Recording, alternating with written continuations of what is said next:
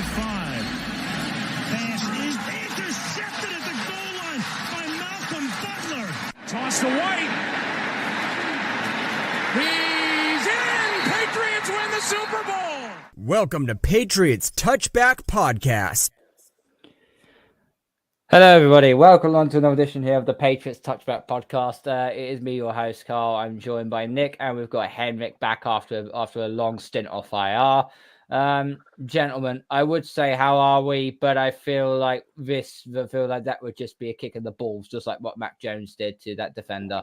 I'm not gonna sugarcoat this in any way, shape, or form. Okay, let's get cracking with this straight off the bat, because this was an absolute wreck, an absolute train wreck. Chicago beating us 33 points to 14, but there was a lot of problems with this game. First of all, Mac Jones starting. Now, that was all fine. I had no issues with it. He just come back from injury. Although I did put out a tweet saying that Bailey Zappi hasn't done anything wrong to warrant him being benched. I would say roll with a hot hand, but Bill Belicheck is the coach, and in Bill we trust, or so we think. Mac Jones comes in. First two drives ended up with a 3-and-out. Now, you could partly blame that to Mac not throwing the ball properly. You could blame that as well to Trent Brown having two holding penalties, a false start penalty, and a tripping penalty during that entire game, which set us back further. You could also look at where the running game was just not working, was just getting stuffed on numerous occasions. Then shit went haywire, because on the third drive, Mac Jones got down the field after scrambling for a first down, ends up throwing an interception, ends up getting benched. In comes Bailey Zappi. Now, I have a massive issue with this. You started Mac Jones. That means you stick with him. Thank you, Bailey. You've had your 2 and a bit games to help us out. We appreciate it. But Mac is our starting quarterback, and that's the end of that. What I don't understand is that Mac Jones gets benched, not even at the end of the first quarter. And the Patriots fans in attendance, once that interception happened, were started to sing Zappi, Zappi, Zappi. And I find that absolutely and utterly disgusting. Mac Jones took this team to the playoffs last year. 22 touchdowns, 13 interceptions. He made the Pro Bowl. And after only a stint of one season and 7 games into his sophomore season, you think now it's a good idea for him to be benched in place of Bailey Zappi it's not even been like 3/4 of the way through. If it was 3/4 of the way through and it was a blowout, you could understand it. Just get him sorted in that. He took him out in the third drive. I mean, I simply don't understand it. I really do not understand it. The offense was pants throughout that entire game. Stall drive after stall drive. When Zappi come in, yes, he got two straight touchdowns on 2 straight drives. Great, fantastic. Maybe we could push on from that. But he did next to nothing after that. He threw 2 interceptions in the second half. He got made to look like a rookie. The Bears made him look foolish. The defense as well. I mean, I know we had losses. I know Christian Barmore was out. I know that Sean Wade was out as well. We had some issues on defense as well. But I didn't generally utterly realize that the whole of the Patriots defense ended up having coronavirus. We were playing zone coverage throughout that entire game. It was like we were freaking safeguarding each other. It's like we're social distancing. I mean, what in the hell? Belichick's meant to be this mastermind of a defensive coach. Yet we gave up 33 points to a team that was ranked 28th in offense. total. How is that even plausible? And as far as Belichick is concerned, I respect Belichick. I have. His decisiveness is what makes him one of the best head coaches of our time. But he rules this team iron fist and thinks it has to be his way. The benching of Malcolm Butler, for example, in Super Bowl 52, was that just not a coincidence? You put Malcolm Butler in there, we probably end up going to win the Super Bowl because he didn't think Nick Foles will throw 400 plus yards on us. More for him. And now, but this, with benching Mac Jones and putting Zappy in, is the most egregious one he's ever done. Because not only have you killed a guy who is lacking in confidence right now, as he's come back from injury, he's lacking in confidence, you've now desecrated the kid. How the hell is Mac Jones going to try and recover from this? When you got two quarterbacks in your system, you have none, which basically means you don't have a QB controversy. You have a quarterback problem. And thank you, Bill Belichick. You're the person who has ended up doing that. You've ruined Mac Jones. Period. And Jake Bailey, the punter, he needs to be punted into the Atlantic because that was some shocking work he did. Nick, Hendrik, floor's yours. Whatever. There's a lot to unpack there. Yeah. Right. Okay. So I do not disagree with anything you've just said. I've been listening to you. I do not disagree. According to what I've heard, based on, press conferences and whatever else, apparently the decision to remove Mac was predetermined. Well, I call that bullshit. Right. There's a saying that you have to, if your backup QB is 100%, how much do you trust your first QB? I.e., if Mac is 80% fit, is an 80% fit Mac better than 100% Bailey? If Mac wasn't fit, he'd only just come back from his ankle. If he was not fit, then Zappy should have played. Simple as. Yeah. There is nothing wrong with saying to Mac, I'm sorry, you're not fully fit. We're going to roll with Zappy one more game. Nothing wrong with that. And maybe it wouldn't have worked. Maybe it would have done. But to bring Mac in and say, right, okay, we're gonna have you go, and then realize that he's not moving very well, he's struggling in the pocket. Actually, he's not fit. We need to pull him out. That's not right. Now, as for fans booing and calling for Zappy and whatever else, I'm not here to say people are right and people are wrong and they shouldn't do this and they shouldn't do that. That's, we live in a world where you're entitled to do what, you have the freedom to do that. So I'm not going to get into that. I didn't think booing Mac was right, but I'm not going to criticize those that did. I wouldn't have started Mac anyway, and that's nothing to do with his ability. That's merely to do with recovering from injury. I would have rolled with Zappy one more time. Now, you talked about Belichick. Belichick has ruled the New England Patriots, and he kind of has earned that right to do so, But there comes a time when football changes. The way the game is played changes, and you have to evolve and you have to change with it. And you cannot say, this has worked for the past 20 years. I'm going to keep doing what I've always done. Because at some point, you have to say no. Now, it's been my opinion that for certainly last year and probably the last year of Brady, it's been my opinion that all Bill wants to do is get to get to the record, finish the season that he breaks the record, and then say, "See you later. I'm the best. I've done it." Now, again, he has that right. He's earned that. If that's what he wants to do, crack on, go for it. But do not leave the Patriots in such a state when you finish that it's going to take us half a decade to recover.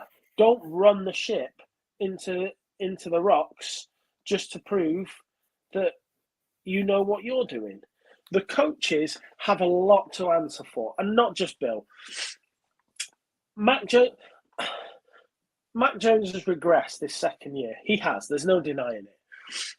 I don't think necessarily it's his fault. He's lost Josh McDaniels, and from what I understand, that's a big thing for him. And I don't think Patricia and Judge are getting the job done. But again, that rolls back to the point that Belichick wants his disciples to, when he says jump, they say how high. There's a reason Judge and Patricia, Patricia didn't last very long at the Lions. Judge didn't last very long. There's a reason why they didn't have jobs. But Bill brings them back in. Now, again, I don't know whether it's to do with Belichick's demeanor and attention to detail and stubbornness to not change, but we don't seem to be able to deal with the dual threat quarterback, the guy that can run, the guy that can pass. Guess what? Every quarterback in the league now can run and pass.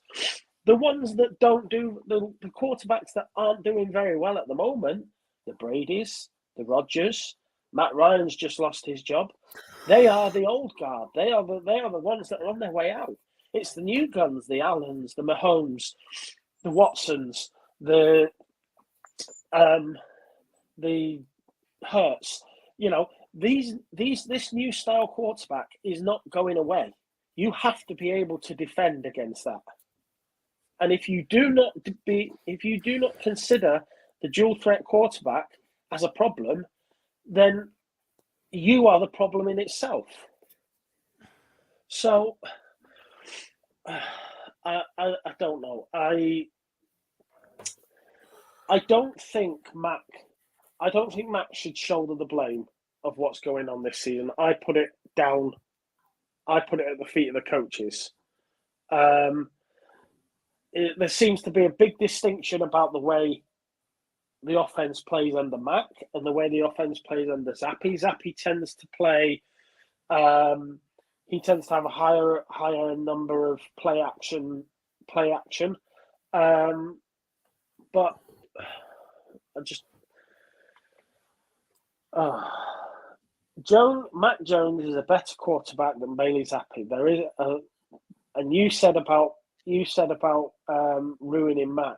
I'm hoping that's not true, because Mac might not be the best QB in the world. He may not end up being one of the 10 best QBs in the world.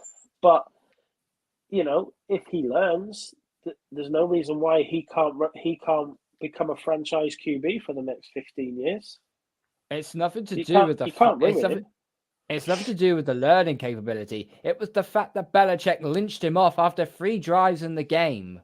That's what I said at the start. If he took him off at the end of the third quarter, said the game's over, we're not going to come back for this, we're putting Bailey in, we'll save you for another day. That I can understand. That would be a more respectable approach.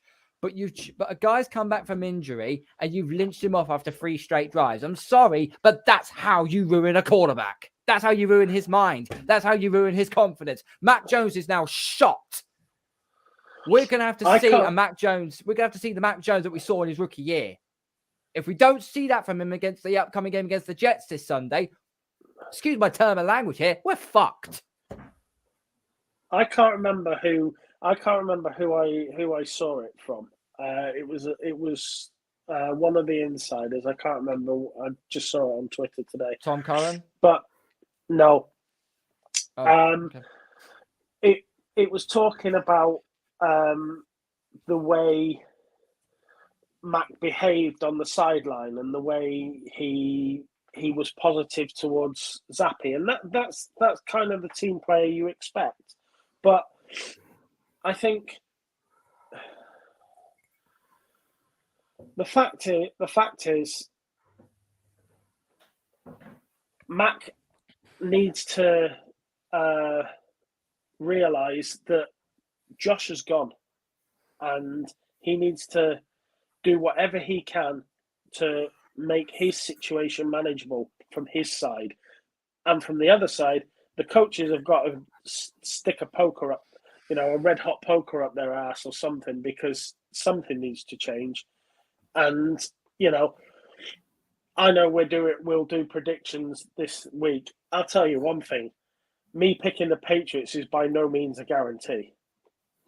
That's how way off the mark we are at the moment. Henrik, you've been sitting there very, very quietly. Floor is yours, sir. Yeah, it's very interesting listening to what you both have to say.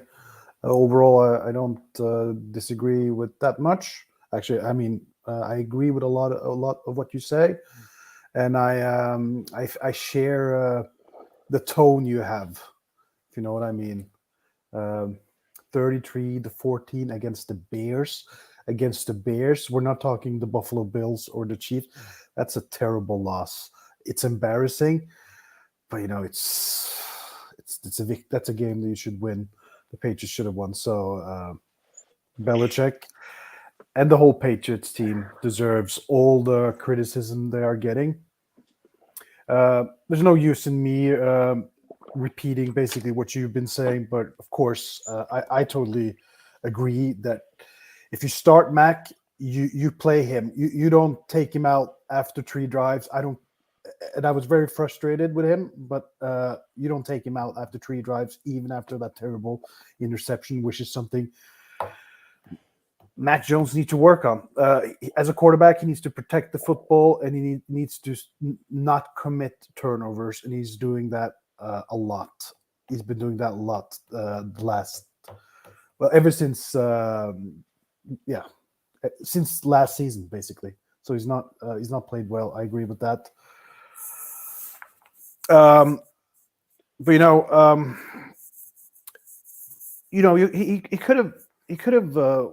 he could have waited one game, essentially, let Baylor Zappi play this game. The worst thing they could have done was doing what happened, and that was playing them both. It's just stupid to play 2 quarterbacks in one game. It's ridiculous. So Bill Belichick, and he is the greatest head coach, and I do believe he is the best coach. Him and the rest of the coaching staff, they failed on Sunday against the Bears. The Bears, they're a terrible football team. The defense is just abhorrent. They were so awful. They could not stop a run, and they could not stop the pass. Of course, Matt Judon, he's the exception. He went after the quarterback, so he had a fair game, but that's about it. Still, it's a new week, new game on Sunday. Ollie has just put up a very good question on here. How long will Kraft take this? Okay. Remember what happened in what happened in the off season? Kraft said in an interview, he said it's been 3 years since New England haven't won a playoff game.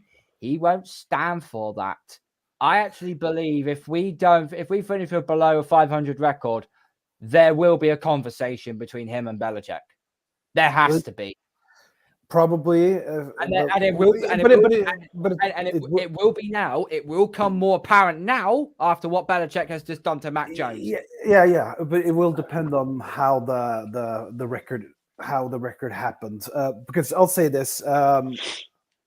This is one of the worst weeks in recent memory. Very, very bad week. But this is also the type of this is a time where the Patriots just shocks everyone, and they come back stronger because the way they evaluate themselves week from week is unparalleled from any other teams. And so in general, I am very disappointed, and I'm also mad, obviously, because it's an embarrassing loss. and we have a QB situation that has not been handled well. And my hope and my belief is that this QB situation will be handled this week. And I have faith that the Patriots will come back stronger against the Jets, and they'll surprise us, and we'll be back here next week, and we'll be saying, "What a great victory! Well played." At least that's what I'm hoping, and I hope and believe that Mac Jones will start. The question is, will he perform at a good level? I think he has the potential to be a top 10 quarterback. He just hasn't been able to get it out. I think it's in there, but they're just struggling right now, him and the Patriots offense, to just get it out, get him to feel confident at the same time playing smart football, which he hasn't been doing. But a quarterback needs his confidence. So, when we played the Jets, I expect the Patriots to come very well prepared. I don't think they were prepared against the Bears, and that's where the mistakes started. That's where the loss began. They were not prepared for what the Bears were doing, and that's on the coaching staff more than anyone. I see them adjusting this week, and the Jets. The Jets are going to struggle against the Patriots. So, okay. Belichick probably spends more hours watching film and preparing for a game than anybody. He wasn't at Kraft's wedding. I mean, Brady turned up, and Brady's been getting everything, but for leaving the Bucks to go to. But Nick, I'll say this. Hang on. I wasn't invited to the wedding. I wasn't there. No, neither was I. My point being. Just joking. Belichick is a man that, he dots every I and he crosses every T. So why can we comfortably say, and I don't disagree with you, that defeat was on the coaches for not being prepared? Surely that is their job. And if you are not prepared, if you go into a game having not prepared fully, then you are not doing your job. Why are we paying him 20 million? What is the Patriots' mantra? Do your job. Your job. I agree. Unacceptable. Unacceptable. They had 8 days. They played on the Sunday and they play on the following Monday. They had 8 days. The Bears had 10 because they played Thursday night football beforehand. Yeah. And they it's used not an those excuse. 2 days. They used it's those not days an extra excuse. well. So yeah, but good on. Let's give credit to the Bears. They've been a terrible team, but on Monday they were able to show themselves from their best side. So they weren't that terrible. They weren't that terrible.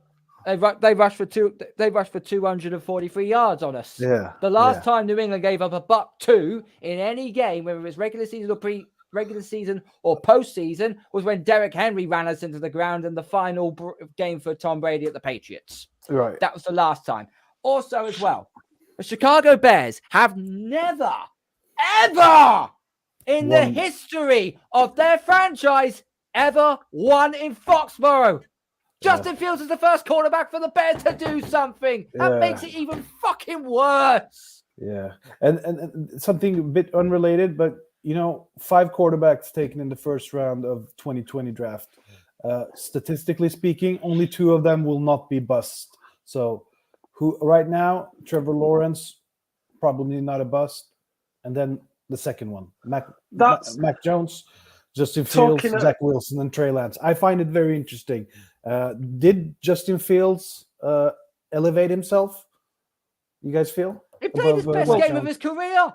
It's the first NFL game of his career where he's actually looked half fucking decent. If I was religious or superstition, I would take that as a sign that the star is shining on Fields. If you go back to that draft,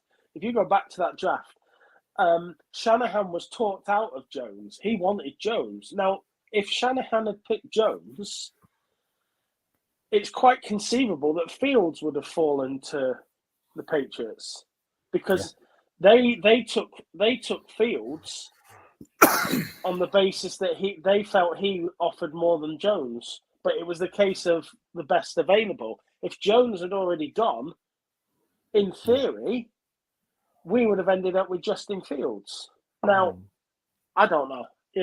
Maybe that's a whole different. You don't know in that situation. It'd be interesting to see how well these 5 quarterbacks stands up after 5 years, how they're looking. I still believe Mac Jones is special. Do not underestimate his mental capacity and his intelligence. I think, and this is maybe it's coming more from my heart than my head, but I think he will surprise a lot of people. But maybe that's just foolish hope. But I do feel like we'll see Mac Jones step up. Let's hope so. Look, credit to the Bears, okay? They beat the living crap out of us. They deserve the victory. Fields played the best game of his career. The running game was exceptional, and their defense was actually made to look like the '85 Bears. They looked ridiculous. They swamped us. Yeah. So credit to Chicago. You deserved your victory. And as for us is concerned, we've got some massive problems on our hands. Yeah, it's this was a terrible loss. I mean, whatever happens the next rest of the season, this is one loss we cannot get back, and we'll regret not having played better. I'm pretty sure, but yeah, yeah. But let's see how they prepare going into the Jets. I mean, if the Jets was to outplay us, man, that will make people even more crazy than we are now. And I want to say one more thing. You guys both mentioned the booing.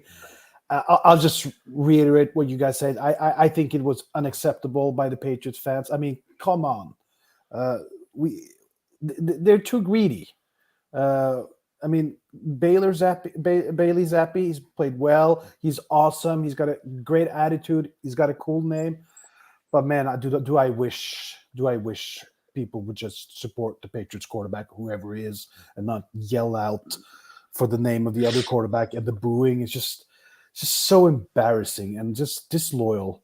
And like, what does it say about Patriots? I'm not as forgiving as you, Nick, regarding this. What does it say about Patriots fans that they're so easy to be influenced and manipulated? We are selfish. We are selfish fans. We've had 20 years of luxury when we had Brady, winning 6 Super Bowls and that. We are a spoilt franchise. We are spoilt fans because we think the next quarterback's going to come into our team is just going to win us another Super Bowl like that. Side note, it doesn't work like that. It really does not work like that. And to make matters arduous, as I said earlier, you bring Mac Jones in, he does well in his first season, and then not even halfway through the second season, you now want to throw him to the wolves because it's Bailey Zappi's this new talent that looks quite exciting. There's a reason why Mac Jones was a first round pick and Bailey Zappi was a 4th round pick. Yeah. It's not that I'm forgiving. It's just I accept that people are entitled to, behave how, they're entitled to their own opinion. I don't necessarily agree with it. Yeah, I don't. Well, but I accept that they can believe and feel whatever they want. I just think that, calm down a little bit with your personal feelings all the time, and just be a bit more patient, or just trust the process, because I think Zappi has done a serviceable job, good job, but it's just like he has done his job as a backup quarterback, and I think it's Mac Jones should, until he prove he cannot be a good quarterback, he should be the quarterback, and he should have the support of Patriots fans. And now, at this point, it's not the time to question that, because although he hasn't played well, he still hasn't proven to me that he doesn't deserve the job. You said, Karl, about Patriots fans being spoiled. Do you feel spoiled? Yeah, I do feel spoiled, but I'm also in the ballpark of fans that rather than thinking the next callback's going to come in, I kind of knew as soon as Brady left, it's like, okay, we are in a bit of a transition here. Let's just pump the brakes a second. Let's just gather our thoughts. Let's just see how the next 2 to 5 years pans out. Let's see what happens. We are beginning to understand what happens when you have a guy that was so influential in the team. And once he goes, it feels like the aura of the team and the aura of the stadium is gone. We are like Manchester United. We are becoming the old relic. And Yeah, I'll make hang on. I'll make one last point before I let you go, okay? Since 2012 to 2019, where Brady was here, the Patriots record at home was a record 54-10. That was a fortress. It was a fortress. No one wanted to go to Gillette Stadium, whether it's in the regular season or in January football. No one wanted to go. Since Brady left, the Patriots are 10-10 at home. Common denominator. Yeah, it's terrible. Nick, floor's yours. If you want to counter argument with me about that, go for it. No, you made a point just, and it was actually something that was in the back of my mind. You made a point there about the relic of Manchester United, and you know, I have no issue with Manchester United being a relic, but that's a completely different issue. But on the same flip side of the coin, now, you know, some people on this and listening to this might not know. I don't mind Manchester United being a relic because I'm a Manchester City fan. But many years ago, before we were good, we were really crap. And I mean really, really, really crap. Yeah, City were really crap. I lived through that. I watched that. I watched City away at God knows where, and you know, where there's 10 fans and a cow watching, you know, and I kind of learned way back then that you don't always get what you want, and sometimes you have to watch some crap. And yes, Nicky Summerby, Mike Summerby, we're in that era. But my point being that I've kind of grown up knowing that you don't always get it your own way. So watching the Patriots be awesome and watching City now be awesome, I remember the time when we weren't. I remember when we were crap.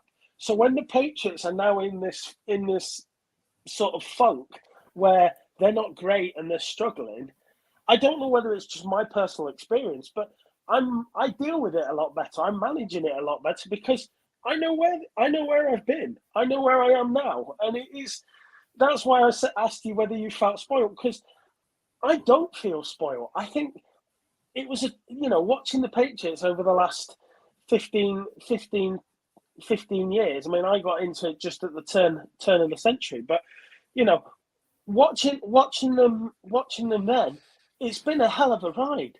But what goes up must come down, and at some point, you have to understand that it's a cycle. Football, whether it be American football or whether it be English football, everything moves in a cycle, and you will be up, you will be down. And how long you're up and how long you're down is how you're managed and how the club or the franchise or whatever is run. I don't believe the Patriots are run badly from Kraft at the top through the coaching staff. I don't think they're run badly. So whatever funk they're in at the moment, they need to discover the solution and quickly. And once they turn it around, whether that's a new coach or whether that's new players or, you know, once they turn it around, there will be a time for them to start going upwards again. But people have to understand that things come in cycles, and sometimes you don't always get your own way, and you have to take the rough with the smooth. That's why when you said about a relic, and it really spoke to me on the basis that is a point that sits in the back of my mind, and I tend to deal with adversity a bit better having lived it. No, I completely understand your point. I do. It's just that, you know, we were the most hated team because we were the most successful team. And now we're not. Everyone is dancing and laughing and pissing on our grave. And that, unfortunately, now it has become the reality. And we have to live with that. But certain fans don't want to think like that. But I will say this, though. Twitter has spaces shows, okay? Now, I've gone on quite a few which have been really toxic and borderline racist, okay? After the Bears-Patriots game, there was a Patriots one on there. I actually went on to actually have my view on there. It was actually a very constructive conversation between eight to 10 individuals. So big up to those. I can't give them the names, but big up to them. They said either play Zappi and start him, or you play Jones, start him. That was what they were basically going with. They lambasted the coaching, they lambasted the defense, they lambasted the special teams, they lambasted absolutely everything. But they all said the same thing. Mac Jones getting benched after 3 drives was not a good move and not a good look for Bill Belichick. Yeah, it's very stupid. Just there's no words. Can we move on to tackles? Well, yeah. We thought Isaiah Wynn was going to basically be. We thought Isaiah Wynn was basically the number one guy who knows to freaking get penalties. He didn't play at all in this game, and yet it was replaced by Trent Brown. Yeah. The O-line did not have a good game at all. And when it was inconsistent, Cole Strange was inconsistent. He had his first penalty of the season, actually. He did give up a first sack as well.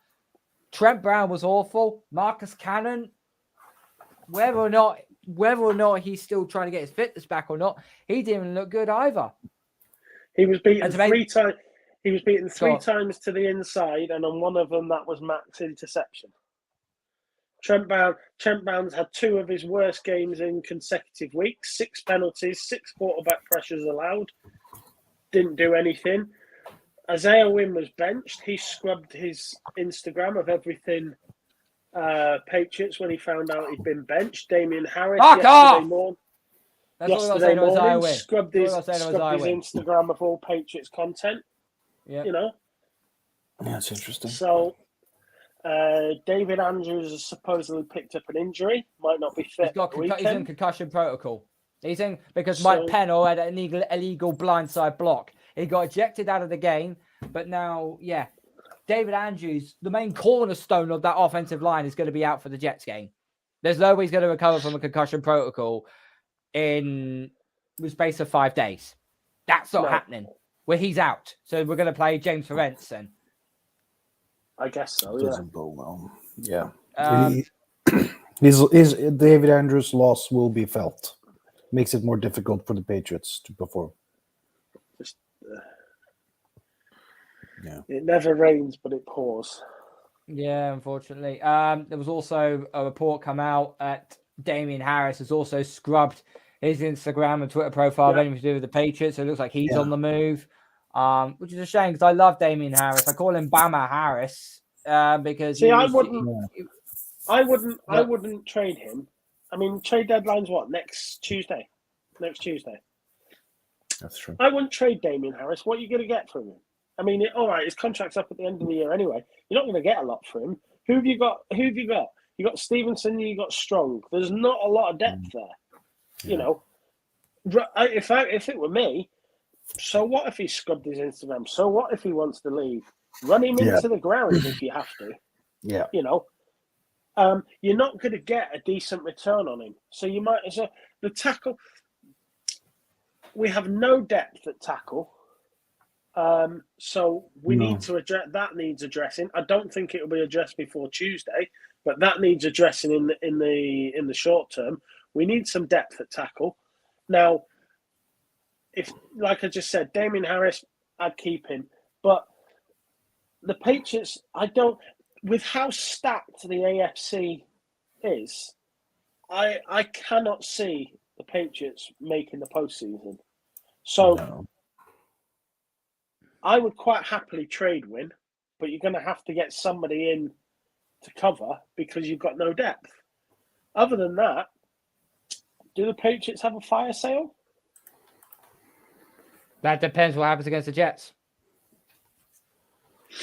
If we lose to the Jets, you can write the season off. I'm going to put a lot of fans will come at me for this.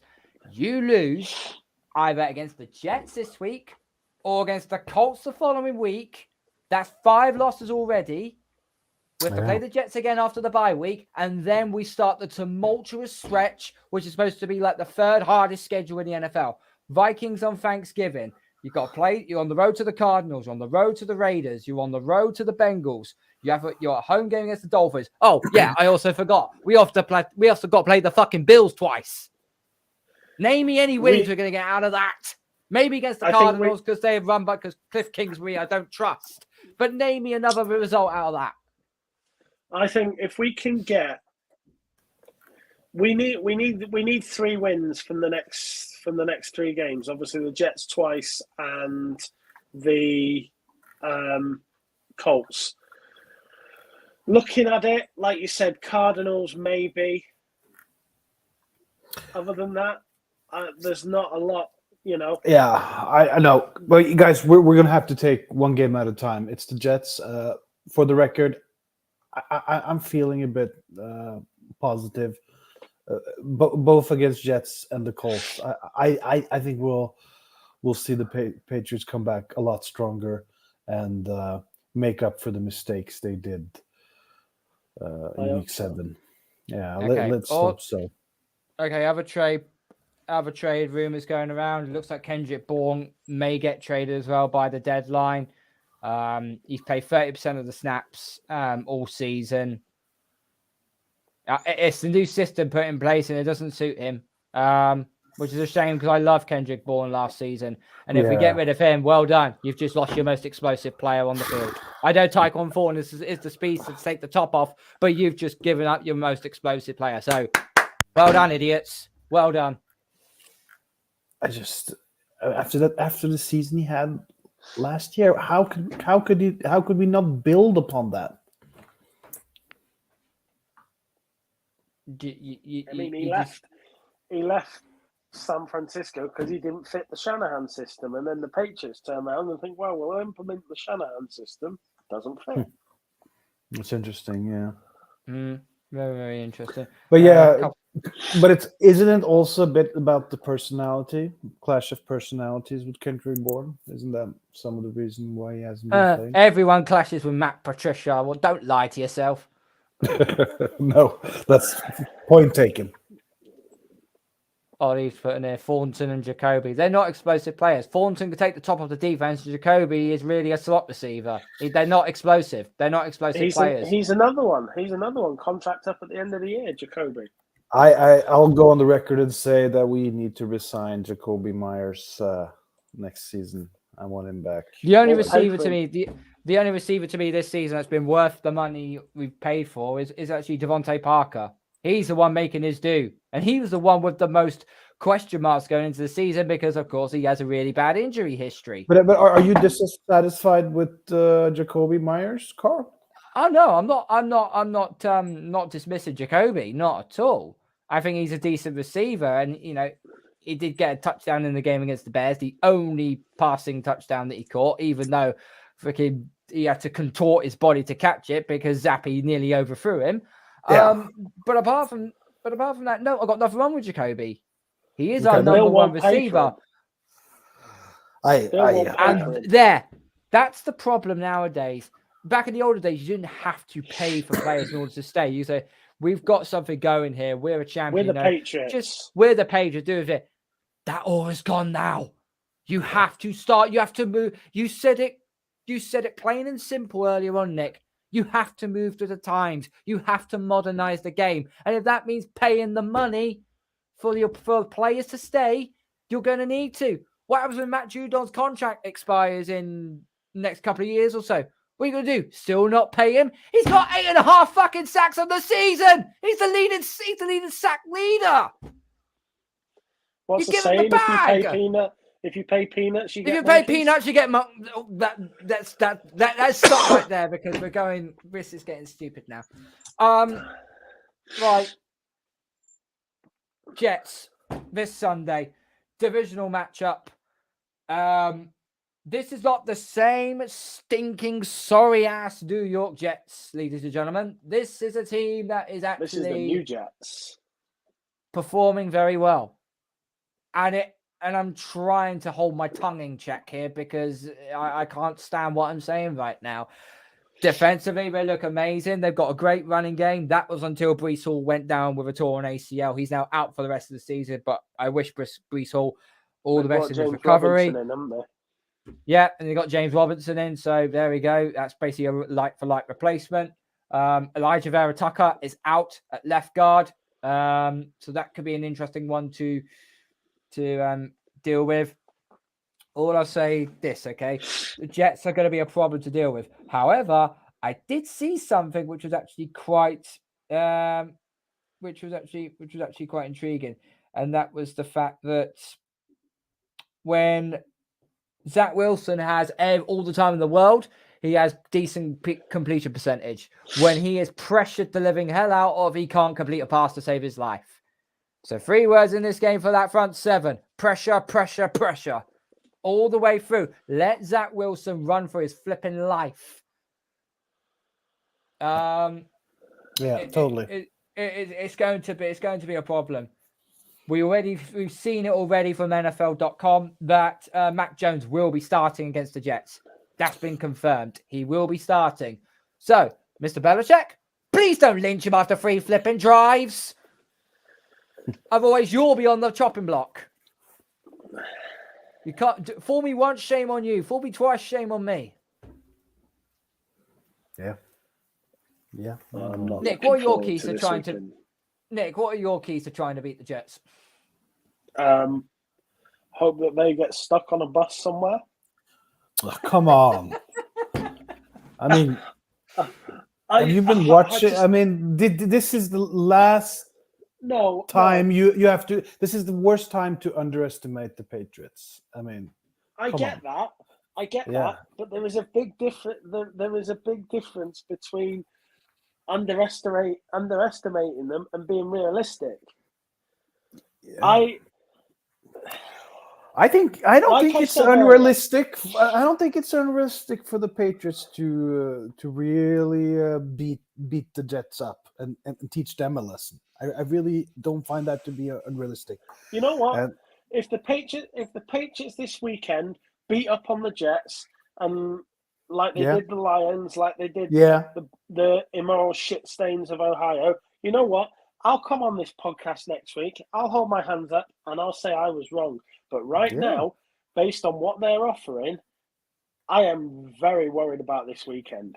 I think there could well be a defeat coming our way. Yeah, I'll return the favor. If the Patriots get beat up by the Jets, I'll raise my hand up. I'll say I'm sorry. I'm just, but you know what? I think the Patriots they got this. If the defense, I hope I'm wrong. I hope you're right. Yeah, absolutely. But I don't think it's unrealistic for the Patriots. I'll counter that. Though, if we tie, then I'd take a tequila slammer without the lime. I'll do the same for that. That sounds awesome. So let's go for a draw, a tie. Oh God! Please don't tie. I hate tequila. I hate it. That's why I watch American football. I'm at the Broncos. I'm at the Broncos Jags on Sunday, so I will. So you go to see? So you go to sleep then? I'm gonna. Apparently, Russell Wilson might be fit, so I get to watch a QB that can't do what he's supposed to against. You're going to what? You're going to can't do what he's supposed to. You're going to watch a QB who can't microwave a hot pocket. Pretty much, yeah. So. But let's be honest. You know, if the Patriots play like they do, like they've just done, the Broncos Jags might be a more entertaining game. You know, so, but I get to spend my afternoon with a Packers fan, so I'm paying for it twice over. Yeah. Although he's not exactly in the greatest of moods either. Right. Okay. So, what are your keys to this game? Because you're kind of getting sidetracked here. I think the Patriots need to go back to basics. I think you mentioned about pressuring Wilson. When the Patriots pressured him last year on both occasions, both games, he looked like a fish out of water. So I think the Patriots need to realise what's going to win them the game, and whether it's our second choice front line or whether it's our third choice front line. We talked about it. The mantra: do your job. The Patriots need. If you have to break every bone in your own body to sacrifice to get the win, then that's what we need to do. Yeah. Agreed. They need to show heart. My keys is the Patriots need to get the fast start. Essentially, what they haven't been able to get all season with Mac. But to get a fast start, I know it's asking for much, but a touchdown on the first drive, that would be awesome. But yeah, they need to get on the scoreboard quickly, and we're talking touchdowns. Try to limit the amount of field goals. I want to see them convert third downs and, when necessary, fourth downs. What I've noticed a lot with Mac Jones this season, every time there's the third and short, like 3rd and 2, 3rd and 4, just need a couple of yards. He just airs it out downfield almost every time. He just needs 3 yards. He needs to find those short throws. So I'm looking for the Patriots offense to update Mac with that. Like, get rid of those deep ball down the field when you can just air it out for 5 yards. Matt Patricia and Bill Belichick, they need to work on that with Mac Jones. So I'm expecting the defense to step up. So it's all on Mac Jones on the offense. And if you're a quarterback, this is what you live for. This is what Mac Jones lives for. If he's going to be a quarterback in the league, this is the type of game where he wants to play and he wants to show who he is. So, are we doing score predictions now, or do you want to mention your keys to the game again, Karl? Whatever. Pressure. This front seven has to make Zach Wilson's life a living hell. Keep the ball away from Sauce Gardner at all times, because this guy's a ball hawk, and he will. Yeah, that's a good point. I'll just add to that. That's something they need to tell Mac Jones. Avoid Gardner, for crying out loud. He needs to know where Gardner is lining up and just avoid him at all costs. Shouldn't be impossible. Yeah, absolutely. And Belichick, just, make sure your coaches are ready for this, because I will not tolerate a second defeat. Like this again, especially to a division rival. I mean, do you think? A division rival and the New York Jets. It's like the worst out of both worlds. But I mean, like, if we were to lose, I mean, morale, I fear it might get destroyed. I mean, the media, the fans, the locker room. Oh, I mean, this could turn out to be a nightmare season for the Patriots. And I just. At the moment, I'm remaining calm, but I think a lot of people are worried, and there's reason to worry, especially if we don't play well against the Jets. But I think, come on, the Patriots are going to come back strong, guys. Oh, let's hope so. Right, let's get our score prediction before we get on out of here. Hendrik seems to be you're the most optimistic out of us two. Let's go with you. What have you got? Yeah, I'm going all in, guys. 34-17. Patriots victory. 34-17. All right, that's my prediction. Nick. Oh, God.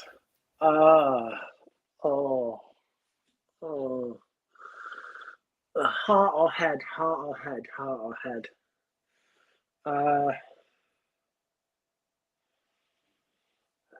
New England 24-21. But that could easily be Jets 24-21. I'll put New England down 24-21, but I'm not comfortable with it at all. All right, Karl. Are you going to join in the fellowship? It's Hendrik that's persuaded me, basically. I was going with the Jets. Yeah, I am not under any circumstances picking a division rival on this podcast. That is never going to come out of my mouth at any point where I'm breathing air. New England will get this W, but it ain't going to be straightforward. It's going to be tight. It's going to be sloppy. It's going to be very, very, very low scoring.